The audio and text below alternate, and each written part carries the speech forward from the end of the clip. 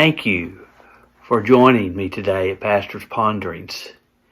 I always look forward to our time together as I prepare on Tuesdays. I'm thinking about the broadcast on Wednesdays and seeing who engages, not only in the time of broadcast, but beyond that.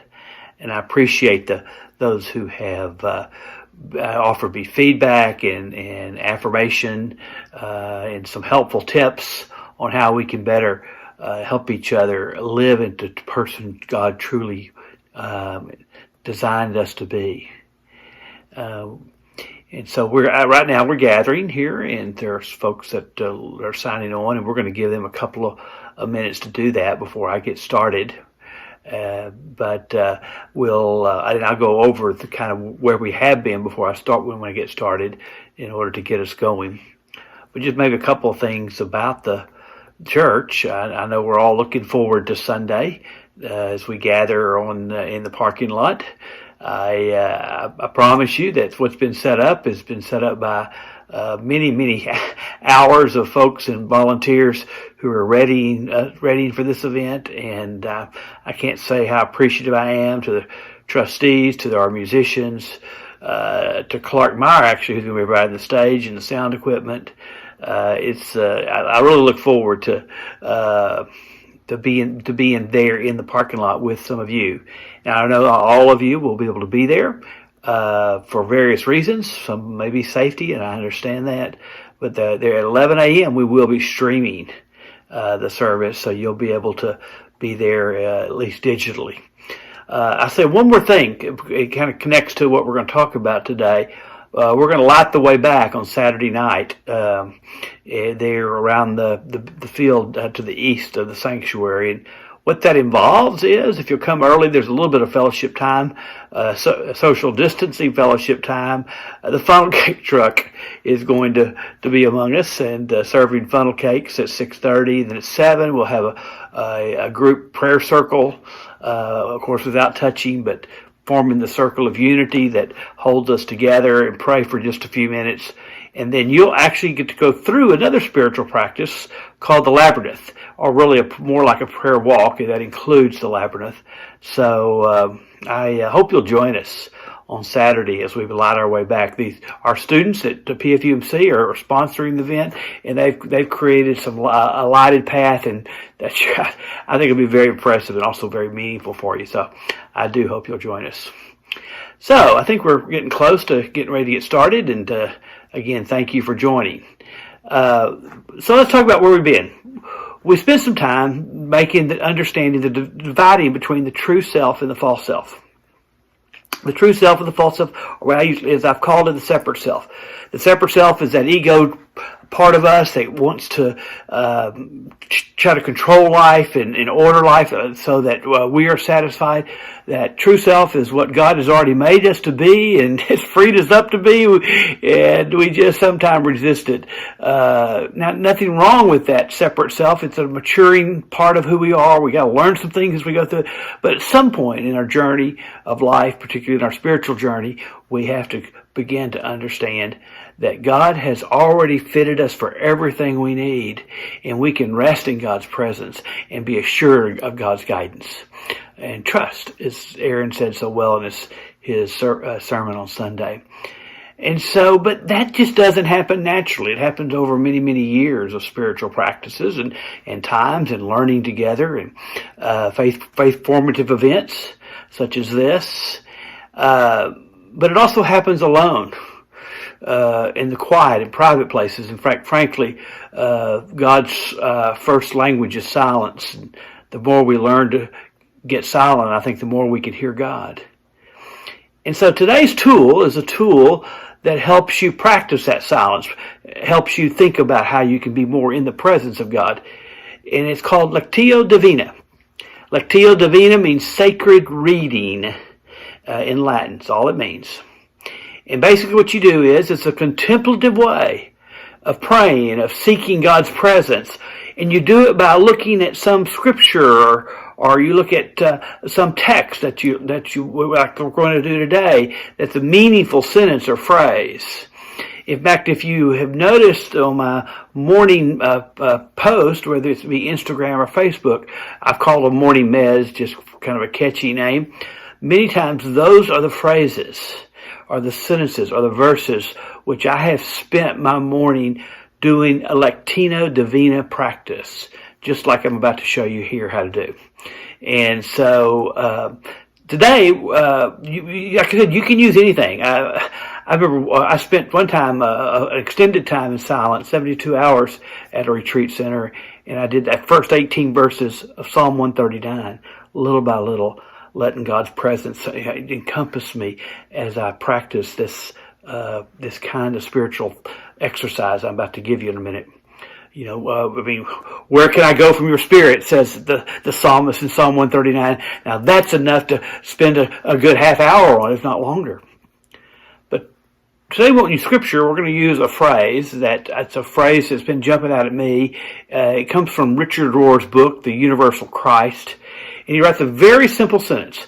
A mature Christian sees Christ in everything and in everyone else. Now that's going to be the basis of our Lectio Divina today. So there's usually 4 steps involved, however you do it in the Lectio Divina. And the first is obvious. The first is get familiar. Get familiar with this phrase or this verse so that you know it in your head before it goes into your heart. So get the phrase or the scripture in your head. And that can happen a number of ways where you just simply repeat it over and over again. You might, I always recommend having some kind of journal where you write it down little by little, but you want to be able to know it in your head. Now we're about to get to the second step, which means know it in your heart. Now the second step is this. After you know that phrase in your head, you want to listen to your heart. What does your heart catch you? How does it catch you? And what particular word or phrase or just meaning does that particular verse you're reading or text you're reading catch your heart? And so I'm going to do this in a minute with this phrase, a mature Christian sees Christ in everything and everyone else.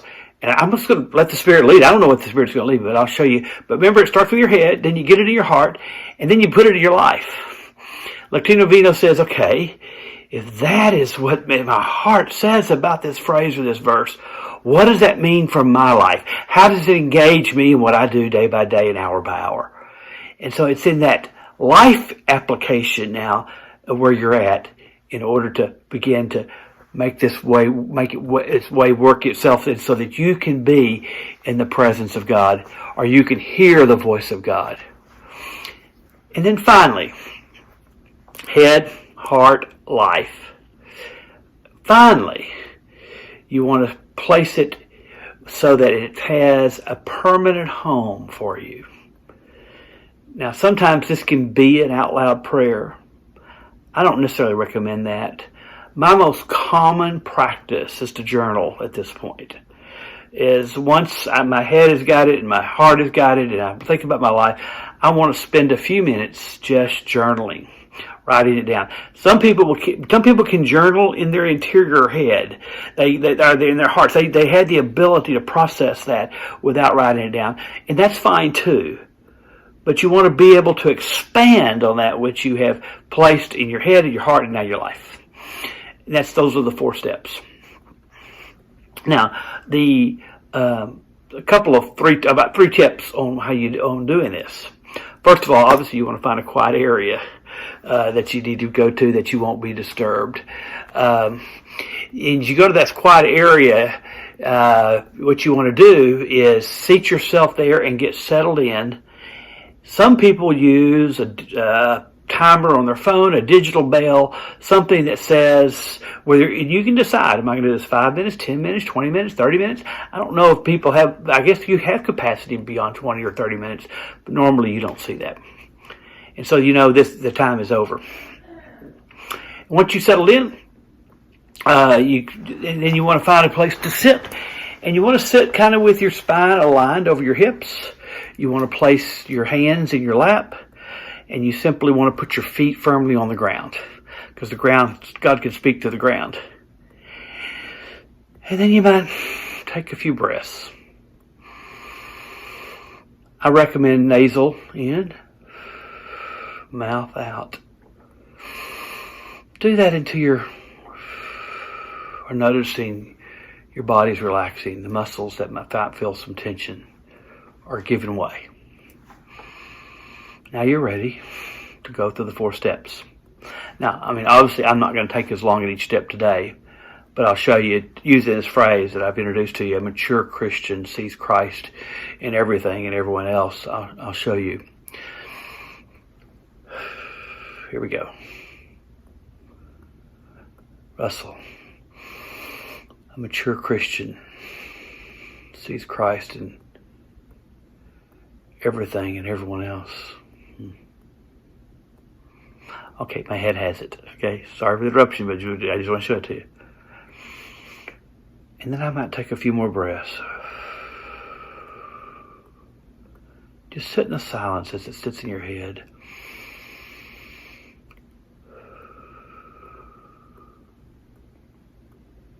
And now you're probably naturally ready to go to your heart. Let me try.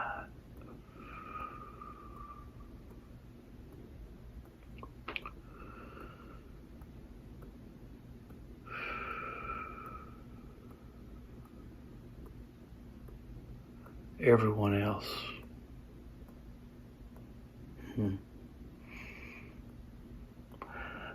can't tell you how many people I find myself divided from. Now, this is in my head. That means everyone. I just take breaths and I let those thoughts find their way to my heart. Now, at this point, there's a possibility you get distracted, or something might even interrupt you, or you decide, I don't like this, or you get judgmental, or whatever it is. Here's what you do.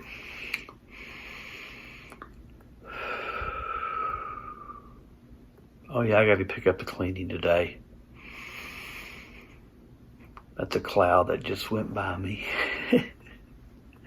It just passed by. Yes, I have to pick up the cleaning today, but I don't judge it. That thought is just a cloud. It moved on just like any other cloud.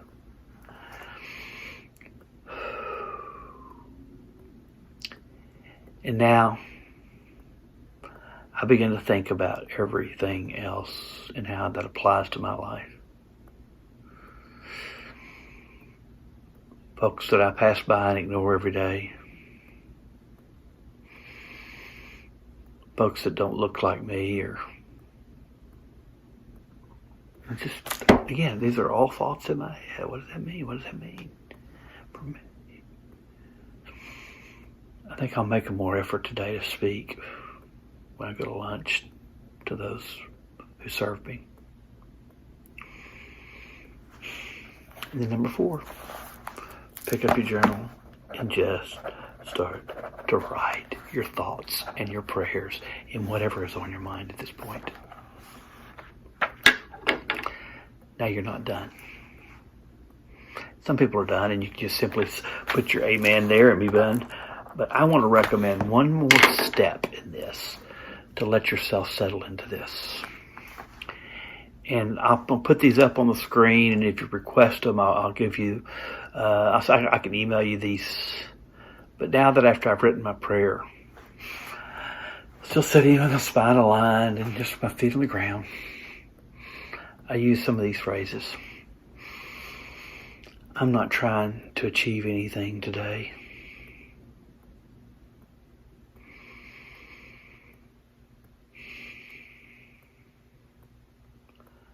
I have no goal in this moment.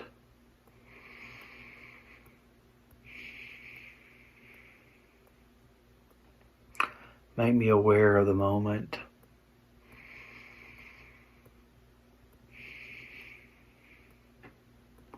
Make me aware of my presence in this moment.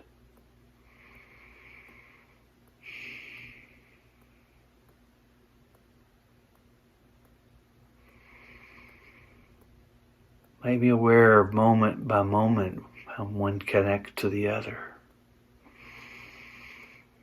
Connect my moments.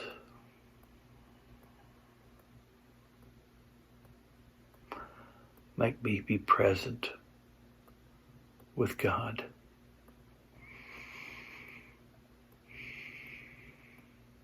Allow me to be present with the larger field, the universe, everything beyond me. And I always end with this one.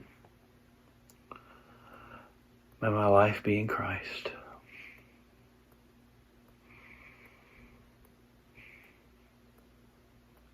And then I may sit and breathe slowly for a few more minutes, or until the bell rings, or whatever you set in your timer, or until your body says, your spirit says it's good. And you just close your journal up. Take one big breath. Sometimes I'll say a prayer aloud. Usually mine in the morning, the sun's coming up, I just look up and say, "Good morning, God." And then move on to my day. What do you think?